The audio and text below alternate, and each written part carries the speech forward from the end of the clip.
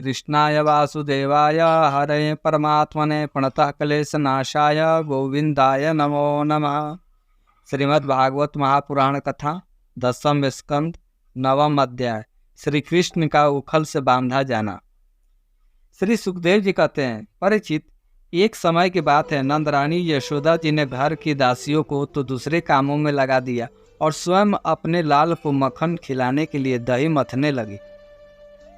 मैंने तुमसे अब तक भगवान की जिन जिन बाल लीलाओं का वर्णन किया है, दधि मंथन के समय वे सब सबका स्मरण करती और गाती भी जाती थी। वे अपने स्थूल कटिभाग में सूत्र से बांधकर रेशमी लहंगा पहने हुए थी। उनके स्तनों से पुत्र स्नेह की अधिकता से दूध चूता जा रहा था और वे कांप भी रहे थे।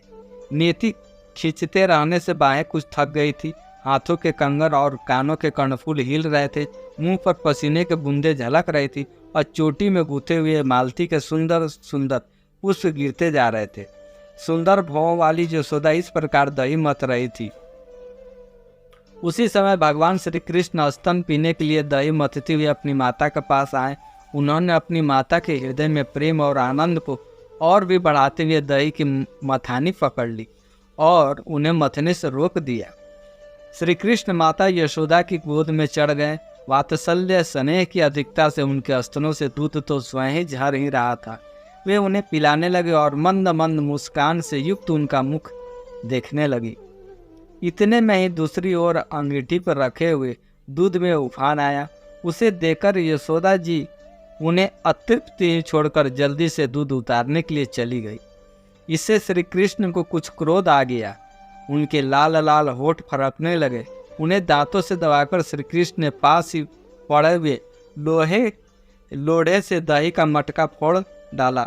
बनावटी आंसू आंखों में भर लिया और दूसरे घर में जाकर अकेले ही बासी माखन खाने लगे। यशोदा जी औटे हुए दूध को उतारकर फिर मथने के लिए घर से चली आई। वहां देखती है तो दही का मटका टुकड़े टुकड़े हो गया। वे समझ गए कि यह सब मेरे लाला का ही करतूत है। साथ उन्हें वहां न देखकर यशोदा माता हंसने लगी। इधर उधर ढूंढने पर पता चला कि श्री कृष्ण एक उल्टे हुए उखल पर पड़े हैं और छीके पर माखन ले लेकर बंदरों को खूब लुटा रहे हैं। उन्हें यह भी डर है कि कहीं मेरी चोरी खुल न जाए, इसलिए चौकन्ने होकर चारों ओर ताकते जाते। यह देखकर यशोदा रानी पीछे से धीरे धीरे उनके पास जा पहुंची। जब श्री कृष्ण ने देखा कि मेरी माँ हाथ में छड़ी लिए मेरी ओर आ रही है, तब झट से ओखली पर से कूद पड़े और डरे हुए के भांति भागे। परिचित, बड़े बड़े योगी तपस्या के द्वारा अपने मन को अत्यंत सूक्ष्म और शुद्ध बनाकर भी जिनमें प्रवेश नहीं करा पाने की तो दूर रही, उन्हीं भगवान के पीछे पीछे उन्हें पकड़ने के लिए यशोदा जी दौड़ी।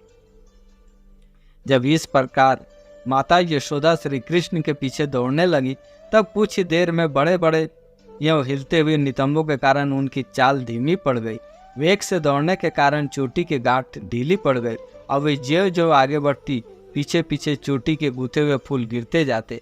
इस प्रकार सुंदरी यशोदा जो करके उन्हें पकड़ सकी। श्री कृष्ण का हाथ पकड़कर वे उन्हें डराने धमकाने लगी। उस समय श्री कृष्ण की झांकी बड़ी विलक्षण हो रही थी। अपराध तो किया ही था, इसलिए रुलाई रोकने से भी नहीं रुकी। हाथों से आंखें मल रहे थे, इसलिए मुंह पर काजल की स्याही फैल गई। पीटने के भय से आंखें ऊपर की ओर उठ गई थी।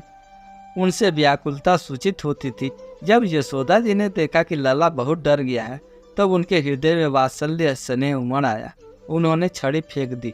इसके बाद सोचा कि इसको एक बार रस्सी से बांध देना चाहिए, नहीं तो यह कहीं भाग जाएगा। परीक्षित, सच पूछो तो यशोदा मैया को अपने बालक के स्वर्ग का पता नहीं था, जिसमें न बाहर है, न भीतर है, न आदि और न अंत है, जो जगत के पहले भी थे, बाद में भी रहेंगे। इस जगत के भीतर तो है ही, बाहरी रूपों में भी है। अर्थ क्या, जगत के रूप में भी स्वयं वही है। यही नहीं, जो समस्त इंद्रियों से परे और अव्यक्त है, उन्हीं भगवान को मनुष्य का सा रूप धारण करने के कारण पुत्र समझकर यशोदा रानी रस्सी से उखल में ठीक वैसे ही बांध देती है जैसे कोई साधारण सा बालक। जब माता यशोदा अपने उद्यमी और नटखट लड़के को रस्सी से बांधने लगी तब वह 2 उंगल छोटी पड़ गई। तब उन्होंने दूसरी रस्सी लाकर उसमें जोड़ी, वो भी छोटी हो गई। उसके बाद और भी जोड़ी, वो भी 2 उंगल छोटी पड़ जाती थी। ज्यों ज्यों रस्सी लाती और जोड़ती गई त्यों त्यों जुड़ने पर वे 2-2 अंगुल छोटी पड़ती गई। यशोदा रानी ने घर की सारी रस्सियां जोड़ डाली, फिर भी वे भगवान श्री कृष्ण को न बांध सकी। उनकी असफलता पर देखने वाली गोपियां मुस्कुराने लगी और वे स्वयं भी मुस्कुराते हुए आश्चर्यचकित हो गए।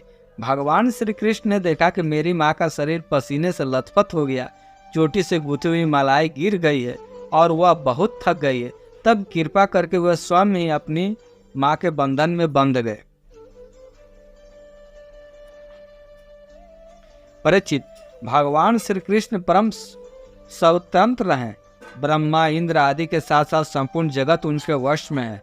फिर भी इस प्रकार बंधकर उन्होंने संसार को यह दिखला दी कि मैं अपने प्रेमी भक्तों के वश में हूँ। ग्वालिनी यशोदा ने मुक्तिदाता मुकुंद से जो कुछ अनिवर्चनीय कृपा प्रसाद प्राप्त किया, वह प्रसाद ब्रह्मात्मा होने पर भी और वक्ष स्थल पर विराजमान लक्ष्मी अर्धांगिनी होने पर भी नहीं पा सके। यह गोपिका नंदन भगवान अनन्य प्रेमी भक्तों के लिए जितने सुलभ है, उतने देहाभिमानी कर्मकांडी एवं तपस्वियों तथा अपने स्वरूप भूत ज्ञानियों के लिए भी नहीं। इसके बाद नंद रानी यशोदा जी तो घर के काम धंधों में उलझ गई और उखल में बंधे हुए भगवान श्याम सुंदर ने उन दोनों अर्जुन वृक्षों को मुक्ति देने की सोची, जो पहले यक्षराज कुबेर के पुत्र थे। इनके नाम थे नल कुबर और मणिग्रीव। इनके पास धन ऐश्वर्य और ऐश्वर्य की पूर्णता थी। इनका घमंड देखकर ही देवऋषि नारद ने इन्हें शाप दे दिया था और ये दोनों वृक्ष हो गए थे। शेष अगले अंक में। जय जय श्री राधे, जय जय श्री राधे, जय जय श्री राधे।